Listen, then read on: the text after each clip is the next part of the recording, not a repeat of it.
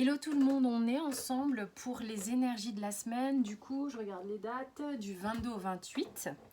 D'accord, donc c'est une guidance générale. Si ça te parle pas, bah, tu prends pas. J'ai tiré les cartes au préalable. Je trouve ça plus confortable en fait, plutôt que de brasser en direct. Ça perd du temps. Alors, j'en profite aussi pour te dire qu'il y a des nouveautés sur mon site, notamment la formation de tarot. Je vais la donner sur Zoom à partir de... Enfin, le premier module sera le 9 janvier. Donc, si tu veux t'inscrire, tous les détails de la formation, en fait, sont dans la boîte de description sous la vidéo, en fait. Et donc, ça sera 6 modules de 3 heures, l'équivalent de 3 jours de formation ensemble, en petits groupes, en tout petits groupes sur Zoom. Il y a la soirée oracle qui arrive le 9 décembre ce coup-ci. Ça fait 2-9, c'est rigolo. Et puis voilà, puis il y a plein d'autres infos sous la vidéo comme d'habitude. Allez, on y va. Quelles sont les énergies? J'ai pris des jeux, ça pète de couleurs, j'avais envie de changer. Donc là, il y a Indira, le tarot persan de Madame Indira pour le concret dans la matière. Évidemment, il y a la triade, on n'en parle même plus, la triade. Là, c'est le tarot de Géraldine Garance. Tarot des flammes jumelles, je m'éparpillerai pas sur le terme. Et puis là, c'est le tarot chamanique, enfin c'est pas un tarot, pardon, l'oracle chamanique celte. Et puis un petit conseil du bon vieux Surrender, dont on ne saurait se passer non plus. Ok, allez, la triade, il se passe quoi? On a quand même âme et méditation, d'accord, pour la semaine, suivi du dos de deck plutôt sympathique du delta que l'on voit ici. Beaucoup de violet du coup dans la guidance aujourd'hui. Violet, rose et tout. Donc en fait ce qui se passe c'est que là en gros sur la semaine tu vas être amené à conscientiser énormément de choses. Le delta t'amène à ça, mais âme et méditation c'est que c'est comme si tu plongeais sans retenue, j'entends, à l'intérieur de toi. C'est-à-dire que ce qui te paraissait peut-être vertigineux, pour tous ceux qui ont le vertige d'ailleurs, il semblerait, selon les rapprochements psychologiques, que le vertige est une peur d'aller à l'intérieur de soi. Ok. Et là, en fait, cette semaine, tu vas y aller peut-être plus volontiers, d'accord? Et c'est comme ça que tu vas conscientiser des choses que tu avais peut-être peur d'aller regarder jusqu'alors.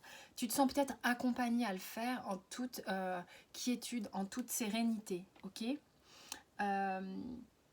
C'est quand même, la vie est beaucoup plus, alors j'aurais envie de dire beaucoup plus facile quand on se connaît, ça permet de savoir des choses sur soi, ça permet de savoir quelle est sa voix, ça permet de savoir, si tu veux, de répondre à des inquiétudes qui parfois sont des questions existentielles assez douloureuses, hein. Qu'est-ce qu'on vient faire là, tatati tatata. Il y a quand même des fois, et des périodes de vie notamment, souvent dans la vingtaine, ou aux abords des dizaines, où on se pose des questions assez anxiogènes au final, hein. Du coup, plus tu vas te connaître, plus ça sera facile pour toi, plus tu seras en acceptation de certaines choses, en tolérance aussi vis-à-vis de toi, et ça sera beaucoup plus calme. D'accord? Donc voilà, une semaine qui peut-être t'invite à faire ce genre de saut. Un saut qui est, ma foi, confortable, hein. Il n'y a pas de ressenti bizarre. Il y a juste une petite excitation au début du tirage, là, dans le démarrage. Et puis, c'est relativement calme. Là, mes méditations, c'est assez calme. Il y a eu un truc qui est venu et qui est reparti, mais je le verbaliserai si ça revient. Pas de panique. Oui, c'est ça, ces petits clins d'œil, c'est que il y a aussi le fait que d'être conscient fait aussi poser des questions. Je suis d'accord avec vous, hein, j'en entends déjà qui se disent ça, bien sûr, hein. Des fois, quand on est un peu à l'ouest et qu'on se pose des questions sur rien, on est un peu plus heureux. C'est ce qu'on se disait dans une consulte il n'y a pas longtemps avec une femme. Mais bon, si vous êtes là en général, c'est que vous remettez les choses en question, c'est que vous vous remettez en question également.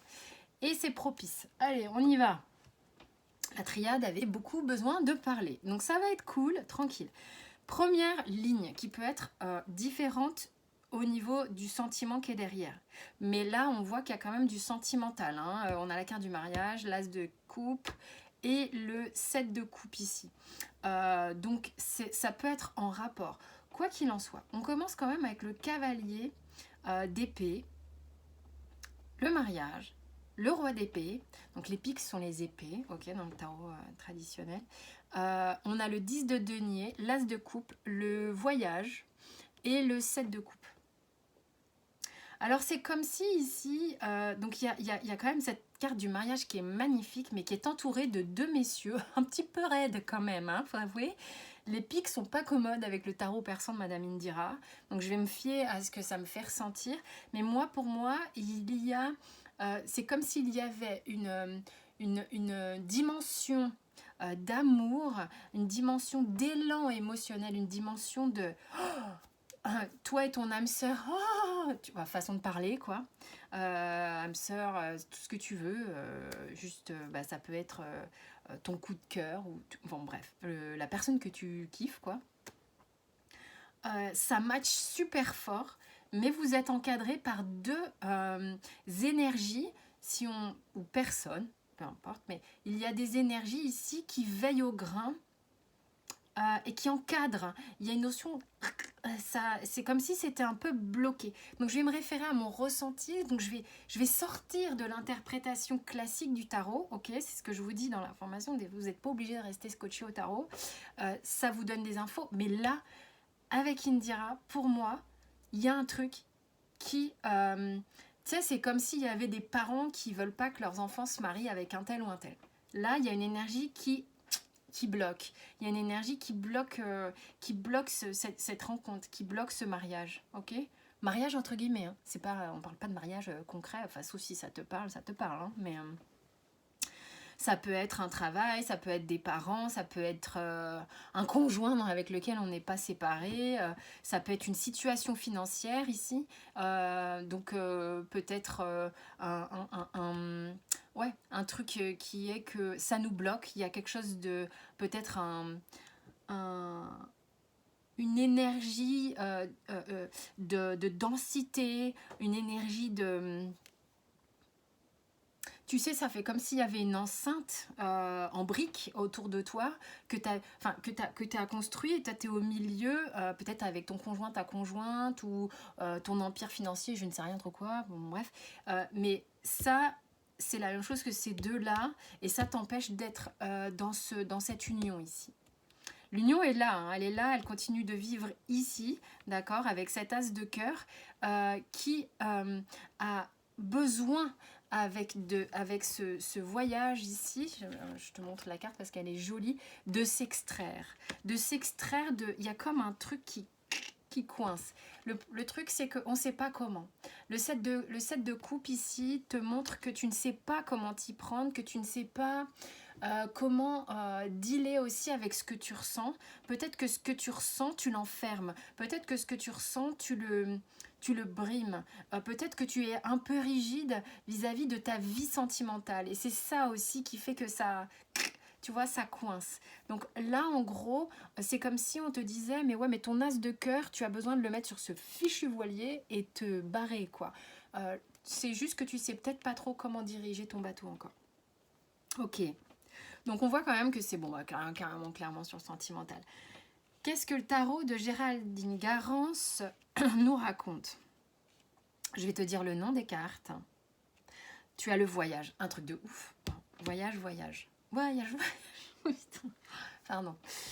Excusez-moi, c'est ma jeunesse, hein, je suis pas toute jeune. Donc voyage, lien énergétique, travail, colère, justice divine. Ok.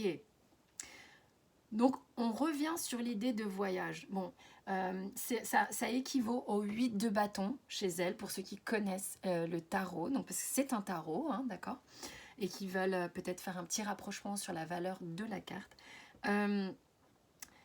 Donc, il y a une notion de mouvement hein, avec le 8 de bâton. Il y a une notion de rapidité avec le 8 de bâton. On verra ce que tu feras de ton voilier. Est-ce que tu vas faire quelque chose de rapide ou pas? Je ne sais pas. Ça peut être... En tous les cas, on t'invite à enclencher un mouvement, hein, peut-être pour sortir de cette rigidité ici. Tu ressens sans doute un lien assez particulier avec une personne. Lien énergétique veut dire que tu es dans les ressentis. Alors c'est pareil, moi le livret de Géraldine Garance, je l'ai survolé par moments, mais je ne le connais pas. Donc il y a sans doute des choses qu'elle aurait à vous dire que je ne vais pas prendre le livret maintenant. Ok. Donc c'est le 10 d'épée. 10 d'épée, on le sait, c'est un truc où tu es en fin de cycle, t'en peux plus. Donc il y a quelque chose peut-être qui t'emmène à devoir sortir de cette énergie du 10 d'épée. Et peut-être que tu sens aussi que ces liens sont lourds. Peut-être que tu sens que ces liens te prennent la tête. Ta travail, colère, tu sens qu'il y a du taf en fait, hein. Tu as besoin de ça. C'est pour ça peut-être que je ressens cette rigidité où peut-être tu es en lutte avec ce que tu ressens, peut-être que tu enfermes ce que tu ressens, que tu ressens des liens, mais que tu sais pas quoi en foutre en fait. Donc c'est un petit peu compliqué pour toi. Le travail et le valet de denier, ok, page de matière. Et ici on a le 3 de coupe. 3 de... Pardon, excusez-moi, 3 de fluide, c'est le 3 de... Eh bien, de coupe. Ouais, je me suis pas plantée. Chez elle, c'est la colère. Ok. Quoi qu'il en soit, ici, on voit bien qu'il y a quelque chose d'assez explosif à l'intérieur de toi. Ce qui pourtant... Alors, peut-être que moi, j'ai ressenti du calme avec la triade, donc je vais rester sur ce calme de la triade. Mais moi, je pense que ta sphère sentimentale est en cocotte minute et ça te fatigue parce que tu as l'impression d'être extrêmement brassé. Et ce qui peut parfois peut-être te provoquer, comme elle le dit, une forme de colère, mais ça peut être une colère intérieure, c'est pas forcément une colère qui est générée via ou sur l'autre, d'accord. Avec la justice divine, donc arcane majeur de la force, la justice divine, alors là, d'un point de vue spirituel, on te dit, écoute, c'est peut-être pas la peine de te mettre la rate au courbouillon, si les choses doivent se faire, elles se feront. Donc, continue ton travail sans t'épuiser, ne sois pas dans des états d'âme, tu vois, surdimensionnés ou dramatiques. L'idée, c'est le voyage. L'idée aussi, c'est la façon dont les choses se passent dans ta vie, quel que soit le domaine, là c'est vraiment général, le parcours de vie, c'est pas après pas, chaque jour après chaque jour, c'est pas genre le but quoi, ok. C'est tout ce qui t'amène à ce que tu es, ce que tu vas ancrer dans la matière maintenant. Et donc la justice divine, elle a presque envie de te dire comme ce delta, fais ce travail sur toi, continue d'avancer avec ces liens énergétiques, mais sans t'épuiser, parce que tu vas apprendre, tu vas conscientiser des choses. Et ça, c'est des trucs que tu auras validés, ok. Alors l'oracle chamanique celte, que je kiffe, hein, j'adore les couleurs de ce... C'est quoi sa petite histoire? On va se laisser aller. On a l'arbre vert et enflammé, on a le garde forestier, on a la dame de la lune et des étoiles, le tertre des merveilles, le cercle des neufs et l'arbre de vision et de tradition. Ok, donc là, pour moi, l'arbre vert et enflammé, je vous le montre parce qu'il me ramène à la carte de la fusion, de la triade. Il me ramène à la carte de l'amitié de Oshozen, du tarot Oshozen. Il y a des trucs comme ça, je ne sais pas pourquoi je fais des... Bon, et pour moi, c'est comment tu maries tes énergies aux énergies de l'autre. Comment tu maries tes énergies yin et tes énergies yang. D'accord? Donc, il y a vraiment une notion d'avoir une bi-énergie et d'en faire une. Donc, du coup, ça parle aussi de ça, hein, pas mal, de comment tu vas sans doute équilibrer ça. Ça veille au grain. On a une notion au niveau énergétique avec le garde forestier. Moi, j'ai l'impression que, et c'est ce qu'on te dit dans la petite histoire, sois rassuré, tu es encadré. Il y a un cadre dans tout ce qui se passe. Il y a une raison qui t'amène à tout ça. Il y a si tu veux, c'est toujours un enchevêtrement d'événements qui, un jour, tu te diras « Ah ouais, ok, d'accord, je comprends mieux. Pourquoi ?» Ok. Donc, il y a un cadre, c'est ok. Et avec la Dame de la Lune et des Étoiles qui me vraiment m'inspire énormément à la grande prêtresse, à la papesse, on te dit que les choses prennent peut-être du temps, il faut que tu laisses passer des cycles, c'est en gestation, les choses ne sont pas encore là, mais tu ressens et tu sais, ok. C'est très joli ici aussi parce que tu passes du tertre des merveilles au cercle des neufs. On te dit en gros que pour accéder à cette carte, moi je la trouve super belle, je sais pas, les couleurs, vous pouvez pas vous en rendre compte, mais parce qu'il y a une lumière un peu jaune, plus la lumière du jour, et les lumières sont très vives, les couleurs pardon sont très vives. Il y a un accès à ce que tu souhaites. Il y a un accès à ce que tu souhaites ici, et tu le sais pertinemment avec cette grande prêtresse, et tu sais, enfin on te dit qu'il y a une justice divine, et tu peux faire confiance à la vie pour ça, d'accord? Ça te fait passer ici avec le cercle des neufs à peut-être sonder, d'accord? Il y a une idée d'aller sonder en profondeur pour moi, un peu ce que tu vas faire avec ton âme et ta méditation. Et l'arbre de vision et de tradition t'amène un peu dans une énergie, tu vois, printanière. Je suis pas en train de dire qu'on va aller au printemps là, c'est pas du tout le truc, je fais pas de temporalité, mais une énergie de naissance, une énergie de... Ça va pulser, tu vois ce que je veux dire? Et surtout, l'arbre de vision me ramène un peu à la carte du delta, qui du coup, par un bon ancrage, quelque chose où tu vas t'apaiser ici. Parce que c'est tumultueux, certes, mais c'est un ancrage qui va te permettre de... comme remettre un peu de lumière sur ton arbre. Tu vois ce que je veux dire? C'est que quand tu restes dans cet épuisement et dans cette colère, pendant que tu fais ton travail sur toi, c'est comme si tu éteignais la lumière ou tu court-circuites. Là, on t'invite à t'ancrer, rallumer la lumière. Et là, l'énergie circule. Et là, c'est OK. Le conseil du surrender est d'abandonner tout ce qui n'est pas bon pour toi, que ce soit relationnel ou situation, choses qui te font te sentir mal, ok? Il est important que tu te fasses confiance sur ton ressenti de lourd et de léger. Ça, c'est important, ok? Donc, c'est le conseil du surrender. Et bien voilà, j'espère que ça vous a parlé. Tous les signes astro sont en ligne dans la playlist à la fin de cette vidéo. Vous avez tous les événements et les formations que je propose sous la vidéo, dans la boîte de description ce coup-ci.